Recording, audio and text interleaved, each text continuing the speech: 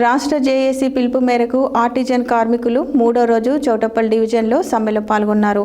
ఈ కార్యక్రమానికి రాష్ట్ర జేఏసీ తరపున 1104 రాష్ట్ర నాయకులు కృష్ణ పాల్గొన్నారు. ఆర్టిజన్ కార్మికులు ఏపీఎస్పీ రూల్స్ వర్తించే వరకు సమ్మె విరమించేది లేదని పేర్కొన్నారు.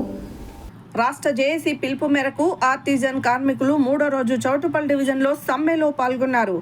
ఈ కార్యక్రమానికి రాష్ట్ర జేఏసీ తరఫున 1104 రాష్ట్ర నాయకులు కృష్ణ పాల్గొన్నారు.